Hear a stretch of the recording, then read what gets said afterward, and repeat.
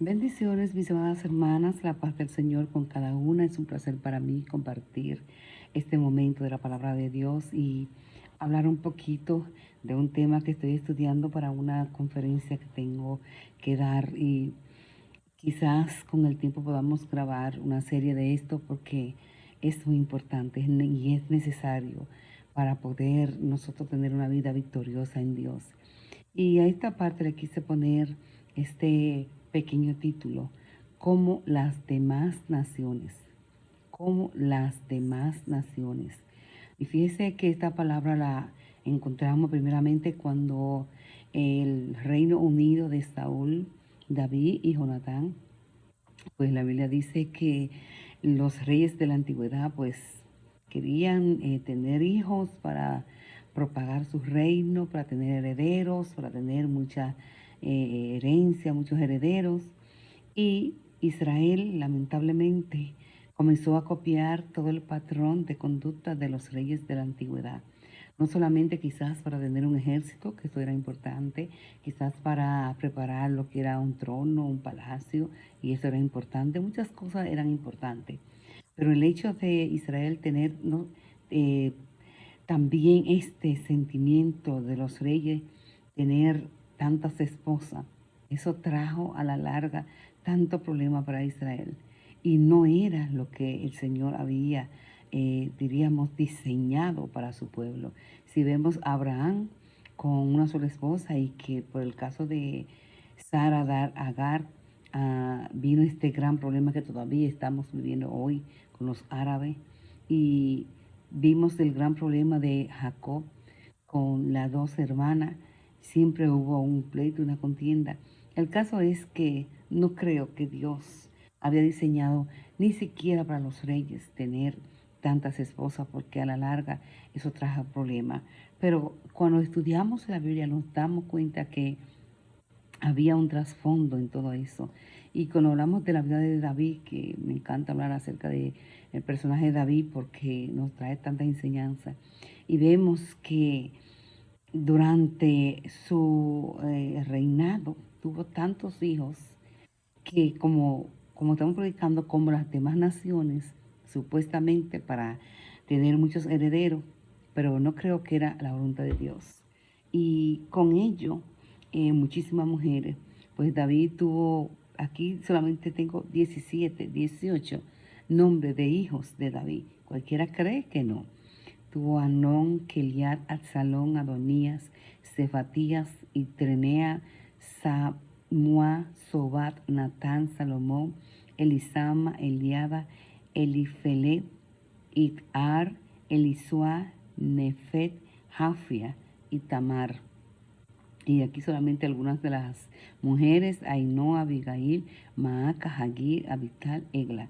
Tuvo 8 esposas, y algunas concubinas también. El caso es donde quiero entrar es que esa práctica de tener tantas esposas, diríamos, comenzó con Saúl, porque él tomó, recuerden, a esa cifra de concubina y otras concubinas para ponerse a la par de lo que eran las demás naciones. Y esto trajo tantísimo problema. Y yo creo que el trasfondo de este problema está en algo que David cargaba desde sus ancestros, de su genealogía, de lo que había en su familia. Y el tema que estoy, como le dije, estudiando para esta conferencia, que espero compartirlo con ustedes poco a poco, son las maldiciones generacionales, que comprobadas con la Biblia son reales y a veces no pensamos lo tan reales que son.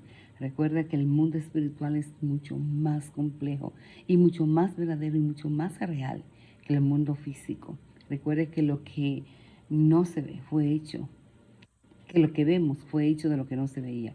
O sea que el mundo espiritual es real y lamentablemente nosotros los cristianos muchas veces ignoramos las maquinaciones de Satanás. Y pensando en la vida de David y yéndonos a lo que son las maldiciones generacionales, la Biblia habla en Éxodo capítulo 20, versos 5 al 6. No te inclinarás a ellas, ni las honrarás, hablando acerca de las imágenes, porque yo soy Jehová tu Dios, fuerte, celoso, que visito la maldad de los padres sobre los hijos hasta la tercera y cuarta generación de los que me aborrecen. Y cuando vemos esta palabra en la Biblia, muchas personas dirán, no, la Biblia dice también que los padres se comieron las uvas agrias y los hijos no se las van a comer, o los hijos no van a heredar las uvas agrias que comieron los padres. Esto es cierto, pero sí existen estas maldiciones generacionales de pecados, de consecuencia de pecado, que nuestros padres, abuelos, tatarabuelos cometen, y muchas veces si nosotros no somos lo suficiente maduros, lo suficientemente fuertes y decididos y determinados a romper esas maldiciones, van a afectar a nuestras vidas. Y el verso 6 de este capítulo 20 de Éxodo habla también algo importante. Así como hay maldiciones generacionales, hay bendiciones generacionales también. Y el verso 6 sigue diciendo, y hago misericordia a millares, a los que me aman y guardan mis mandamientos. O sea, Él hace que haya maldición y de los padres sobre los hijos hasta la tercera y cuarta generación de los que lo aborrecen, pero también hace misericordia a millares, a los que me aman y continúan los mandamientos. Es decir, que el asunto de las maldiciones generacionales tienen mucho, mucho, mucho que ver muchas veces en nuestra familia, de cómo hayamos seguido esta línea, y que si alguien nos rompió esa cadena de pecado, la maldición generacional es la consecuencia de pecado de una familia que se refleja en un problema que surge de generación tras generación debido a pecado recurrente y reincidente de parte de la familia o de una de las personas de la familia. Diríamos también que son aquellos pecados, consecuencia de pecado que heredamos de nuestros antepasados. Los hijos pueden estar practicando un pecado que sus padres y abuelos practicaron, o sufrir las consecuencias de los mismos. Y yo quiero que nosotras, como mujeres de Dios, y también podamos compartir esta palabra con alguien que la necesite, pensemos bien qué cosas han venido sucediendo en nuestra familia, que nosotros tenemos que parar y decir, ya basta. Qué cosa contaban los abuelos, contaban los bisabuelos que permanecían en nuestra familia. Por ejemplo, hay situaciones de familia que persisten. Por ejemplo, persisten los robos, o persisten la droga, o persiste el alcoholismo, o usted ve que el tío, la abuela, el sobrino, diríamos, nos vamos más atrás, el abuelo, el bisabuelo, eran quizás personas que les gustaba la hechicería, que les gustaba, eran desenfrenados en su sexo, eran mujeriegos, como decimos en nuestro país. Y son cosas que se van transmitiendo de generación en generación. Y nosotros a veces pensamos, bueno, llegamos a Cristo, y claro que después que llegamos a Cristo, nueva criatura somos, pero hay que romper esa línea generacional, porque si no, eso nos va a perseguir. Y el ejemplo que le quiero dar, el ejemplo de David, cuando usted lee la genealogía del rey David, usted ve que su bisabuela, Raab, era ramera, y usted sabe que eh, esto también es una maldición generacional que a veces persigue. Y cuando yo me pongo a mirar la vida de David, ¿por qué David cayó en ese cuento de que como las demás naciones iba a tener suficientes mujeres como la tuvo Saúl, cuando no era el diseño de Dios? Y no solamente con eso, sino que conocemos el gran pecado que David cometió con Betsabé, cuando teniendo ya 8 esposas y algunas concubinas, pues continuó haciendo esta forma de vida, esta forma de que a Dios no le agradaba. Y no solamente quedó ahí, sino que cayó en pecado, cayó en lujuria, cayó en adulterio y simplemente porque algo traía en su sangre, algo traía en sus genes, algo traía en sus antepasados, algo traía desde sus ancestros.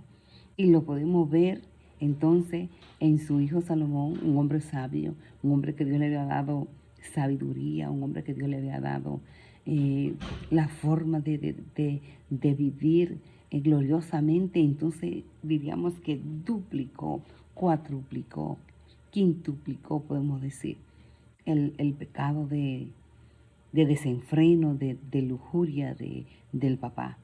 Quizás usted diría, bueno, y él diría a sí mismo, que incluso estudiando la vida de Salomón, él habla en los proverbios de la mujer ajena, de la mujer ramera, en Eclesiastés también vemos mucho algo que le habla acerca de esa vida desenfrenada. Entonces usted diría, pero ¿por qué él no se corrigió?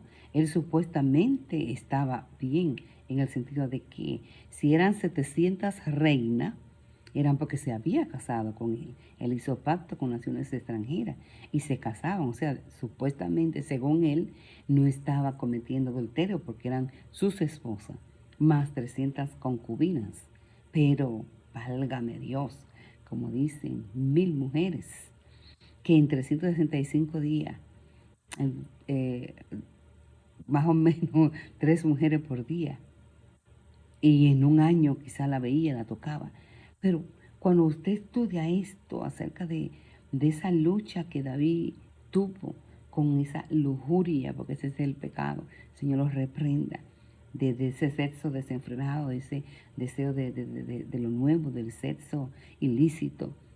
Y usted ve desde dónde viene esto, desde Ra, allá atrás, y bueno, según lo que la Biblia menciona.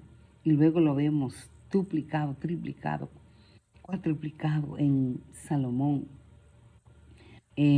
Según él, estaba como las demás naciones reproduciéndose. No se cuentan los hijos de Salomón, y no sé cuánto tuvo por fin.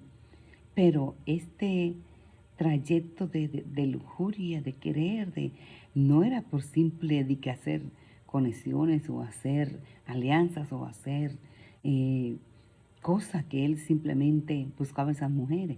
Era porque había un deseo en él, un pecado de lujuria.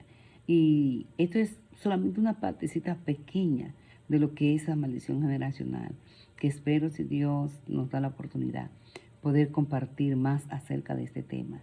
Pero de verdad, mis hermanas, pensemos bien qué hay en nuestra familia, que vemos que se repite, y ya sean calamidades, ya sean accidentes, como que se ha venido repitiendo una y otra vez. Y mire, yo estoy reprendiendo lo que es el divorcio. Nunca en mi familia había pasado eso, pero lo estoy reprendiendo porque no quiero que eso se convierta en una maldición.